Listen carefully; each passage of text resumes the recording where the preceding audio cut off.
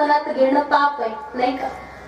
पण महाराज खरंच व्यक्तीनं व्यसन करू नये महाराज. एक व्यक्ती होता कथेमध्ये बसायचा, असं पुढे येऊन बसायचं. 3 तासाची कथा, बसायचा आग्रह पुढेच, खुर्ची घेऊन छानपैकी बसायचं आणि कथेच्या मध्ये मध्ये अगदी अर्ध्या तासाला बाहेर जाऊन यायचं.